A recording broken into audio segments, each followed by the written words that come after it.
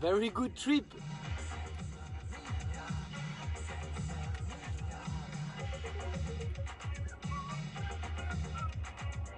Salut David.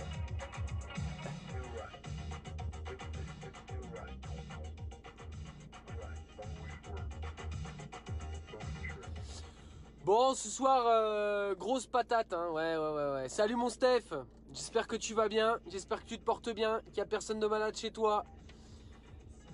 Salut Fadois. Salut tout le monde. Nairobi, merci d'être là. Merci pour le travail que tu fais. Bon, ça, c'est ma partie. Mais la tienne, elle est là. Derrière. Voilà, gros travail. Tout est derrière, là. Oup. Merci. Bon bah bonsoir à toutes et tous, amis des réseaux. Salut Florian, j'espère que tu te portes bien aussi. Voilà, hein. Bon, non, je ferai pas de blague. Salut Caroline. Salut Monsieur Bruce. Salut Monsieur David. Ah Stéphanie, bisous. Steph, faut que j'appelle Jeannot là, j'ai un truc à lui dire. Voilà, on va s'appeler rapidement. Bon, alors on va démarrer. J'espère que je ne me ferai pas couper le début de ce live à cause de la musique. Parce que ça arrive souvent, voilà, on me dit vous n'avez pas payé les droits.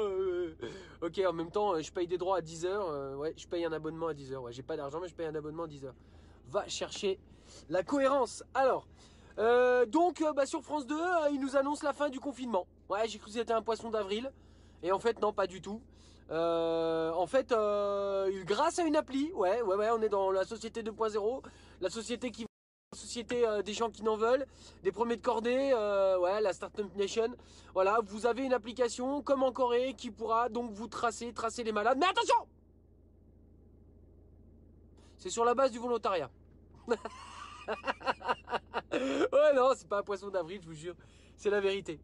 Bon, en attendant, poisson d'avril ou pas, partagez massivement cette vidéo. Là, j'ai regardé le live de Mike Rambeau. Il a répété au moins 15 fois. Partagez.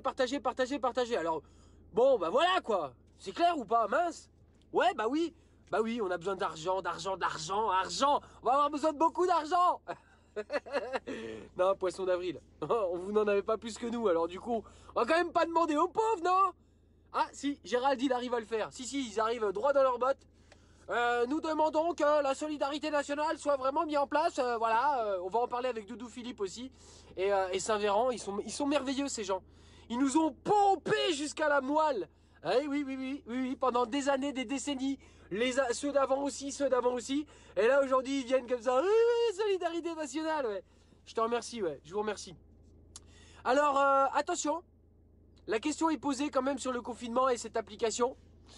Oui, tout à fait. Oui, cette application. Qu'en est-il de nos données personnelles? Bonne question. Clairement, je peux vous le dire ou pas, on peut être vulgaire. Vous l'aurez dans le cul. Voilà.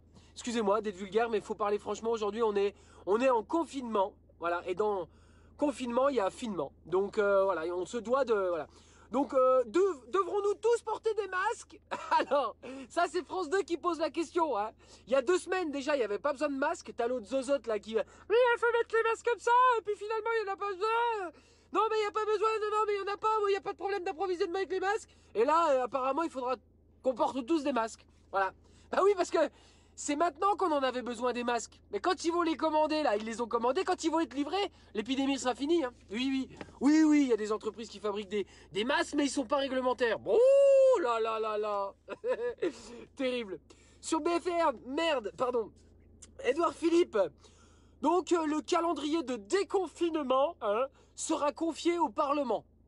Eh ben, mon cochon. Eh ben, là, on a vraiment toute confiance, hein. Ouais. Vraiment, là, je suis total, je sais pas vous, je suis total confiance, moi. Si c'est fondamental, le Parlement fait un excellent travail depuis le début du mandat d'Emmanuel Macron, hein. Ah bah oui. Donc, ils feront ce qu'on leur dira, hein. Pas nous, hein. Ce qu'eux leur diront. Voilà, c'est ça. Arrêtez de rigoler, c'est gênant. Alors, attention. Qu'en est-il pour les travailleurs?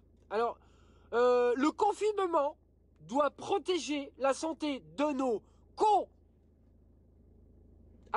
citoyens, pardon, mais la santé de l'économie est plus importante parce que, en fait, s'il n'y a plus d'économie, bah, du coup, il n'y aura pas une bonne santé parce que, du coup, il va y avoir des pénuries. C'est bon? Vous avez tout compris? Voilà, si vous n'avez pas compris, vous contactez Édouard Philippe ou sinon vous la rubrique Ask PPG, vous aurez directement Sibeth, qui n'en a pas l'air, mais qui l'est quand même un peu. Alors ça, il y aura un guide de bonne pratique. Voilà, un guide de bonne pratique qui vous dira quoi faire, dans quelles circonstances, pourquoi, comment, combien. Voilà, c'est ça. En fait, ils vont vous dire pourquoi il faut sauver l'économie. Bah, faut aller au charbon. Ouais, voilà. Salut mon Chris. Voilà, faut aller au charbon. Donc, bon, bah, il y a 2 semaines, fallait pas... déjà, vous pouvez pas sortir de... Toi, tu as une amende. Ah bah non, c'est clair, t'es venu acheter du terreau, t'es complètement con ou quoi? On a dit les achats de première nécessité. Comment ça? Non, mais les autres, ils peuvent travailler, c'est différent, faut sauver l'économie. Toi, qu'est-ce que tu fais avec ton sac de terreau? Il est con celui-là. Qu'est-ce qu'il veut? En plus, il y a la sécheresse, t'es complètement débile ou quoi? Qu'est-ce que tu veux planter? Mais tout va crever, attends. Ils sont cons les mecs. T'as rien d'autre à foutre? Ah bah non, t'es en confinement. Ouais, ouais, t'as déjà tondu ta pelouse? Ouais, bon.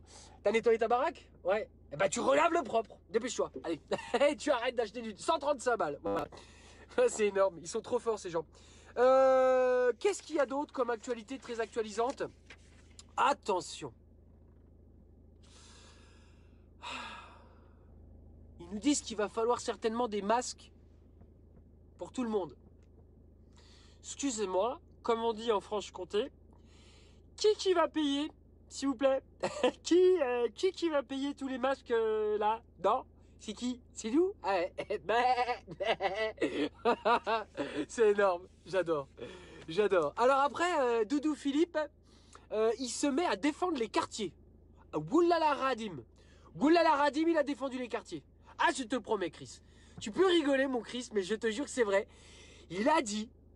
Attention! Je rappelle à l'ordre. Et puis bon, bah, il y en a qui ont critiqué les quartiers, mais je peux vous dire que dans les quartiers, ils respectent les règles.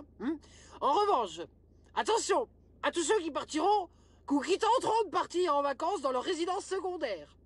Il est en train de se passer quelque chose. Ah bah je sais pas, c'est pas le coronavirus qu'ils sont en train de choper, c'est une gauchiasse, je ne sais pas. Mais ils se mettent à parler sur BFM, ils sont là, oui, c'est la fin du capitalisme, natixiste, c'est la fin du capitalisme néolibéral. Pascal Prout, je vais vous dire ce qu'il a lu, ce qu'il a écrit après, ça, ce qu'il a dit, c'est un truc de dingue. Mais ils sont tous en train de virer. Il y a une maladie qui s'appelle la gauchiasse. Je pense qu'ils l'ont attrapée. Oui, je pense. Alors attention, le confinement, ce n'est pas des vacances. Je crois qu'on l'avait remarqué. C'est à ce prix que nous allons sauver le milieu hospitalier. En gros, t'es en train de nous dire, Doudou Philippe, que faut pas qu'on prenne de vacances, comme ça on va sauver le milieu hospitalier. Ouais. Et toi, je sais pas ce qu'il va falloir pour te sauver, triple muse, mais c'est un truc de malade. Mais comment vous pouvez dire des conneries pareilles, hein? C'est pas possible. Si, il l'a dit, je le note, hein, donc voilà, j'ai les sources. France 2, France Merde, TF Con, BF Merde, c'est con, CNews. Tout ça, on les a, voilà, les images, voilà. Alors, nous avons mobilisé la société civile. L'élan des Français est remarquable. Oh, gros, excuse-moi, mais les Français et les Françaises, elles t'ont pas attendu pour faire preuve de solidarité. Ça fait belle lurette bien avant le coronavirus qu'on est déjà solidaires. Hein, mais ça, toi, tu découvres. Puis alors, ils sont là. Alors, je te jure, ils se gargarisent avec leur truc, là. C'est quoi, j'ai noté? Ah bah oui, la réserve sanitaire. Ouh, la réserve sanitaire. Alors, le Saint-Véran, hein, devant les ministres, là, à l'Assemblée nationale, il l'a répété, je ne sais combien. Oui, la réserve sanitaire, mais effectivement, je salue tous les Français, je les invite aussi, les médecins, à aller à la réserve sanitaire. Bah oui, c'est super, il y a un super élan. Bon, il n'y aura pas de matos, mais il y aura du monde dans la réserve sanitaire. Non, mais sans déconner, vous nous... Ouais, je sais, moi aussi, je sais. Je pense que ça nous fait du bien à tous, que certaines et certains d'entre nous le gueulent bien fort, tu vois, de façon vénère, là, comme je le fais actuellement. Oui, ça fait du bien, bien sûr, ça fait du bien. Donc, Saint-Véran, depuis l'Assemblée nationale, remercie les laboratoires Sanofi. Voilà. Mec, je suis en plein conseil des ministres, l'autre. Mais t'es quoi, toi? T'es ministre ou t'es lobbyiste? Ah, mais ça va de pair, excuse-moi, ouais. Connard, va. Mais ouais, connard, y a que Sanofi en France? Y a que Sanofi en France? Réponds! Le jour où tu vas être devant un tribunal, toi, mon pote, on va s'occuper de ton cas. Éric Ciotti, il fait une petite intervention sympa. Partagez cette vidéo, profitez-en, parce que je vois que ça stagne là. Moi, je vous préviens, hein, à un moment donné, j'arrête. Ah mais non, mais moi, je fonctionne comme ça. On met une pièce, sinon je... Allez, bah oui, c'est ça. Alors là, attention. Hein. Lui, alors autant, juste avant, t'avais Doudou Philippe qui passait de la pommade au quartier. Oh là là, les quartiers respectent les règles. Oui, vous, les riches, là, avec vos résidences secondaires, on vous interdit de partir en vacances. Ah, Éric Ciotti, il a mis tout le monde d'accord. Éric Ciotti, en 3 phrases, voilà ce qu'il a dit. En gros, il a montré du doigt les banlieues et certains quartiers, il n'est pas allé de main morte. Il a carrément demandé, mais quand est-ce qu'on va pouvoir avoir l'armée? Enfin bon, c'est pas vrai quoi. Et puis surtout des masques de protection pour les forces de police. Excuse-moi gros, mais depuis quand faut protéger les forces de police? Non, c'est nous là. C'est nous qu'on avons pris plein la gueule. Excuse-moi, j'ai encore chaud là. Non mais, protéger les forces de police. Putain, on aura tout entendu. Ah, ils les feront toutes. Hein. Ah, je vous jure. Hein. Le de Dieu. Là, on touche le fond. Hein. Et attention, il a posé une dernière question au cas où on n'aurait pas compris qui c'était, monsieur Ciotti. Il a dit... Qu'en est-il de la libre circulation des frontières, aux frontières notamment en Italie? Oui, voilà. Voilà, on passe tout de suite à Pascal Prout. Donc en gros, le bilan français. Alors, je sais pas ce qu'il dit. Il dit au chroniqueur qu'elle dit, je vais vous faire plaisir. Il dit une phrase de 3 heures, on sait pas ce qu'il voulait dire. Et à la fin, il a dit, mais nous allons manquer de curare. C'est excellent, Pascal. C'est excellent. Non, mais franchement, j'ai pas de mots. Alors là, je sais pas, il a été atteint de la gauchiasse aussi. Il dit, mais enfin, on a quand même envie de demander, bon, qu'est-ce qu'ils font de notre argent, quoi? Oui, Pascal. C'est un peu la question qu'on se pose depuis des années. Qu'est-ce qu'ils font de notre pognon de dingue? Ouais, est-ce qu'il n'y a plus rien? Il n'y a plus d'argent, il n'y a plus de médicaments, il n'y a plus il y a plus rien. Voilà. Alors que normalement, bah, il y avait tout avant. Et puis, on paye. On continue de payer, je comprends pas. Alors attention, un secteur qui est sinistré complètement, j'en ai la larme à l'œil, c'est le secteur de l'automobile. Moins 60, écoutez bien ces chiffres, s'il vous plaît. Moins 72% de ventes depuis le début de la crise des gilets... Ah, je plaisante, pas des gilets jaunes. Du coronavirus. Truc de dingue. Moins 72%. Et il prévoit donc sur cette année, moins 20% sur l'année, hein, voilà. Mais pas de faillite en France. Voilà. Par contre, ils disent aux États-Unis, ils sont pas très bien. Donc je vois pas pourquoi on serait mieux que les États-Unis. Bon, moi je m'appelle pas l'anglais, hein, je suis pas économiste de mes deux. Donc il y a quand même un truc qui m'interpelle parce que le mec lui dit, de toute façon, même si on avait moins 50% du chiffre d'affaires, ben, il y aurait pas de faillite. D'accord. Donc tu es en train de nous dire qu'en fait, tout le temps là, depuis des années et des années et des années, que les salaires n'augmentent pas, que les licenciements se multiplient, que l'appel aux sous-traitants, pareil, se déploie dans tous les sens, que la délocalisation, ils vont à plein bout, ouais, yes, wouhou, les premiers de cordée et tout. Et là, t'es en train de nous dire que même si tu perdais 50% du business, les automobilistes là, pas les automobilistes, les fabricants d'automobiles, eh bien en fait, il n'y aurait pas de faillite. Putain, mais ils doivent se mettre en temps normal, mais un max de pognon de dingue. C'est un truc de fou, quoi. Et ils citent ça aux informations. Mais oui, la plupart ils sont là. Si, ouais. Ah ouais, bah apparemment, c'est bon, on pourra acheter une voiture dès que la crise elle sera finie. Hein. Bah ouais, ils sont pas prêts de faire faillite. Hein. Apparemment, même s'il y a 50% de vente en moins, bah ils seront toujours là. Voilà. Vive le capitalisme! Ouais! Ouais! Vive la vaccination! Ouais! Vive Sanofi! Ouais! Allez tous ensemble! Vous faire endoffer. Donc, alors forcément, si ils font pas faillite, va bien falloir qu'ils activent des petits leviers quelque part. Hein. Je sais pas vous ce que vous en pensez, mais il n'y a pas 36 000 leviers dans une entreprise. Hein. Les matières premières, oui, bonne réponse. Et aussi, eh bien, nous, voilà, les salariés. Ah, les petites merdes. Ceux qui servent à rien, les petites mains. Ouais, les petites mains. Tiens, tu sais ce qu'elle te dit, la petite main. Donc, bah forcément, alors il y en a qui commencent déjà à licencier. Prévoyant. Une entreprise, c'est comme une montgolfière.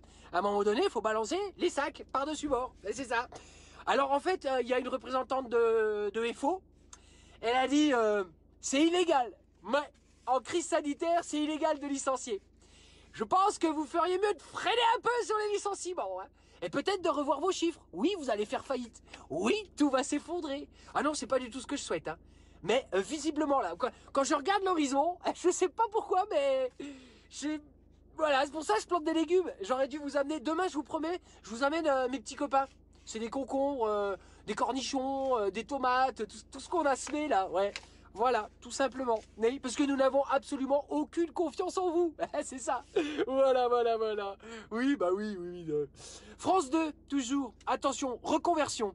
On voit le reportage et dedans, il y a un pilote d'avion qui se transforme en ramasseur d'œufs.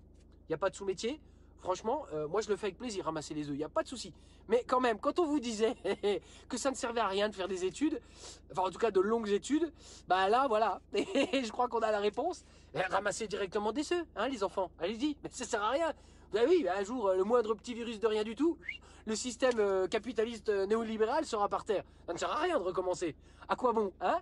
Autant cultiver directement. Oui, jouer de la musique, compter les fleurs, les pâquerettes, je t'aime, à la folie, moi non plus. En parlant d'école, justement, donc sur France 2 toujours, ils ont invité une psy. Alors, elle s'appelle Audrey Akoun. J'ai pas trop trouvé d'éléments sur elle, ça a l'air d'être une personne bien. Chut, du calme.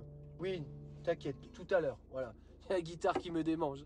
Alors, je me gratte un petit peu. Et du coup, Audrey Akoun, j'ai regardé. J'ai rien trop trouvé sur elle. Par contre, au bout de 2 phrases, elle a employé le terme disruptif. Alors, je sais que Manu n'a pas le monopole du terme disruptif. Mais quand même, directement, bah du coup, mon écoute a été disruptive, direct.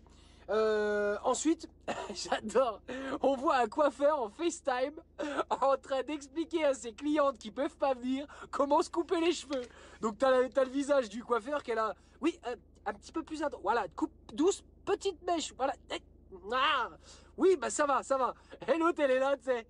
Ça va là, et derrière, comment je fais? La morale du truc, c'est qu'à la fin, il y en a une qui dit oui, bah le mieux c'est que vous attendiez quand même le déconfinement et allez voir votre coiffeur. Ouais, ouais, non, mais c'est bien, ça vous a occupé, mais vous avez vraiment une gueule de cul maintenant. Voilà, vous arrêtez. C'est pas possible. Non, mais sérieux, on va péter les plombs.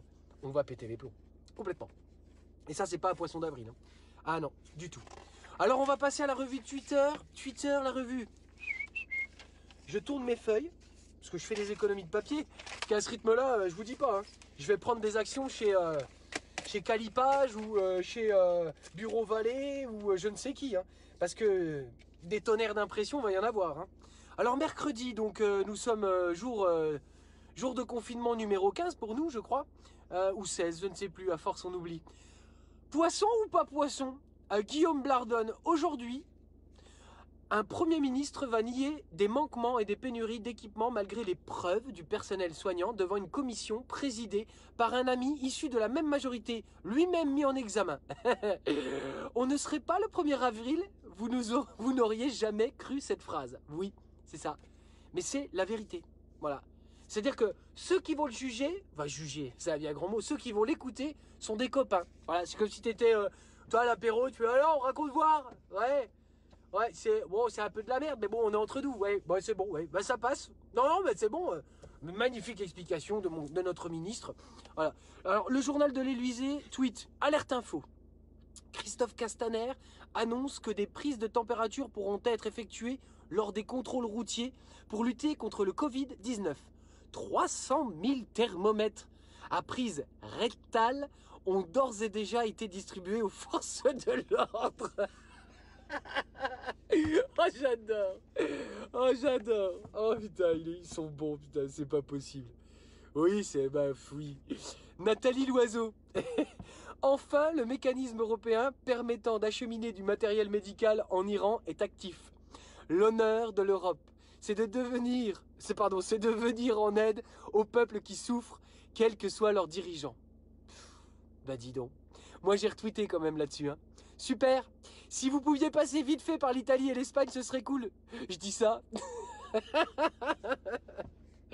Merci Nairobi, c'est trop fort. BFM TV a tweeté. Sibeth Ndiaye.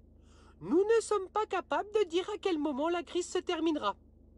Alors, si tu pouvais simplement du coup fermer ta gueule si tu ne sais pas, ça nous évitera encore une fois. Mais c'est quoi ton but en fait? D'être un punching ball géant pour les réseaux sociaux? Non mais sérieusement, tu vas pas tenir le coup, Sibeth. Non, non, tu vas pas tenir le coup. Je pense à toi, moi, tu vois. Dans un esprit d'unité, je pense à toi. L'Express tweet.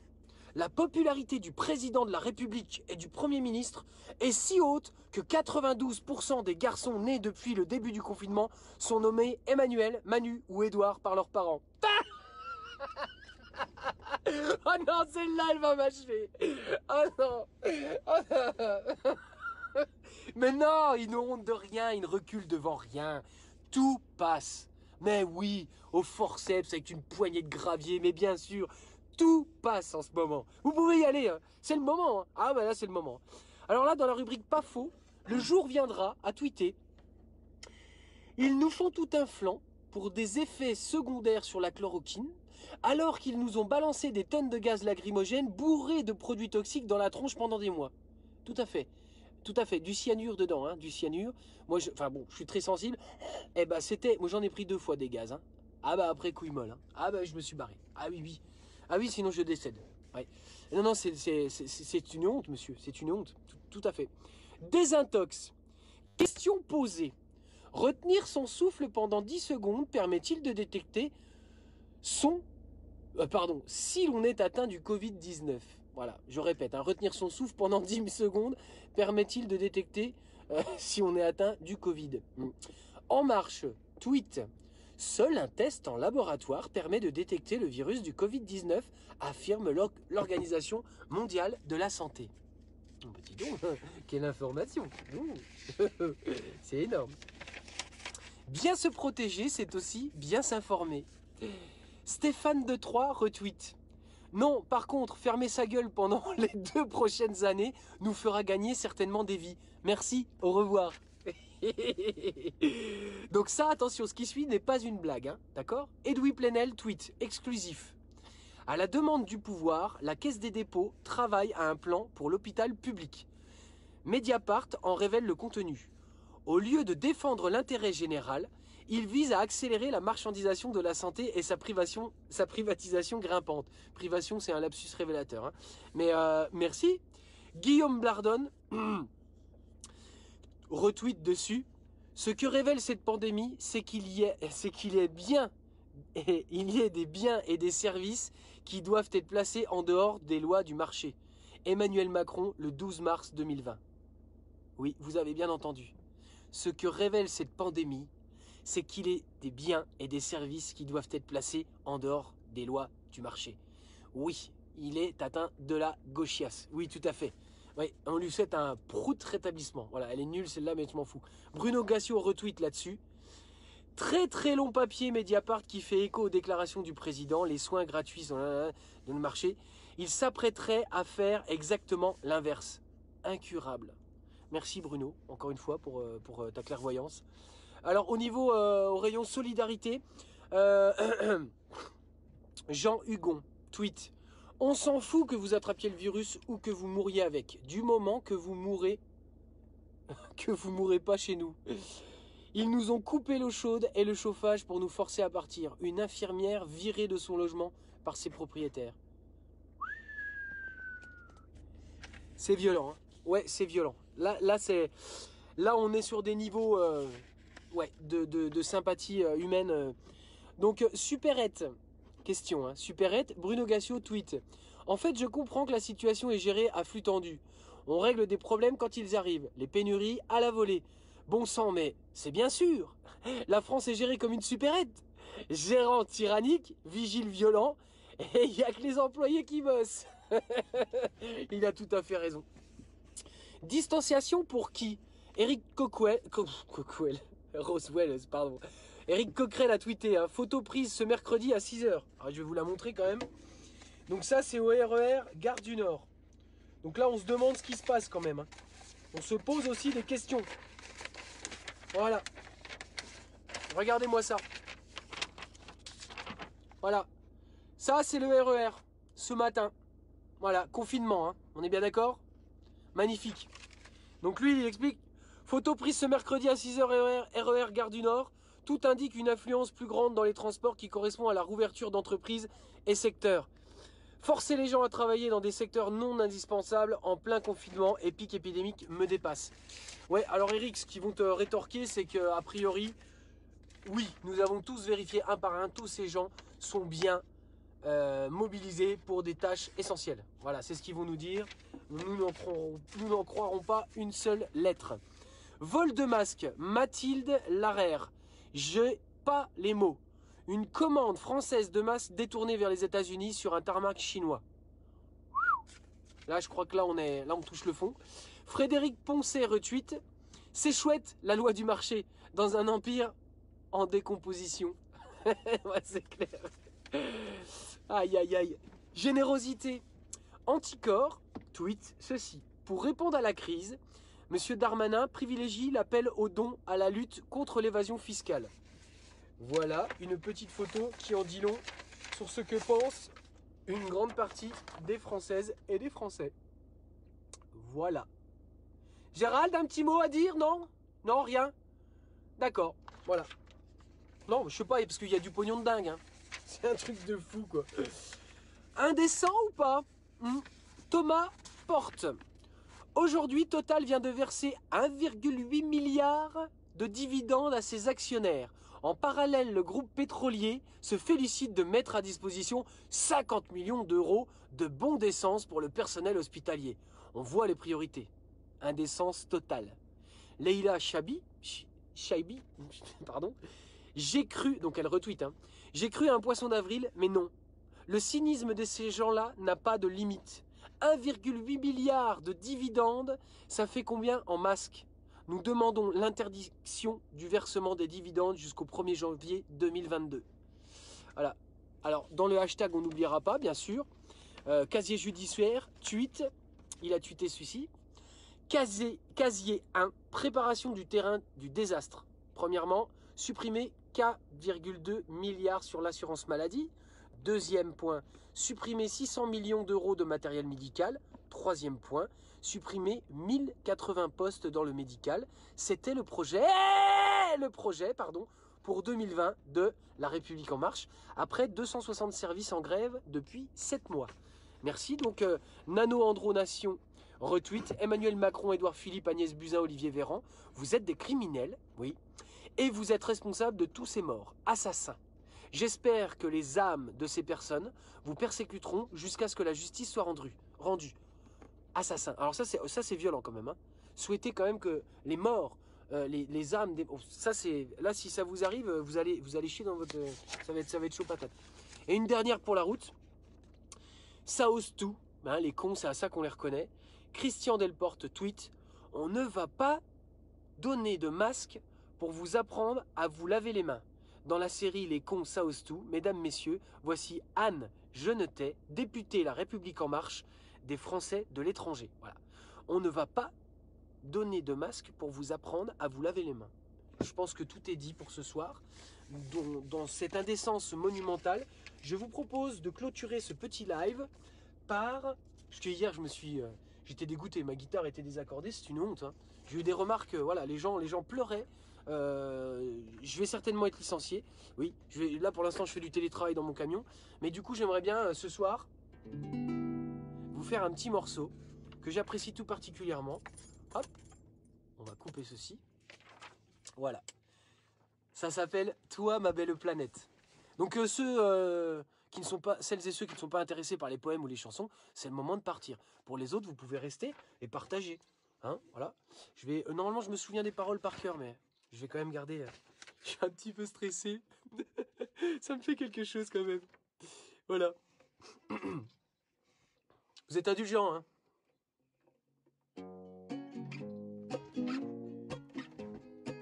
Ça va mieux qu'hier. Toi, ma belle planète, c'est tous les jours ta fête. On ne fait pas la tête, ma belle, t'inquiète. L'ère numérique, tellement bénéfique pour ramasser du fric. Et les conséquences, désastre en cadence. On verra après, repose bien en paix. Toi, mon petit banquier, mon bel enfoiré, tu vis de la finance, te voilà en transe. Record absolu, max de revenus, connais pas la crise, on t'envoie une bise du bas de l'échelle de l'ère industrielle. Nous les petites gens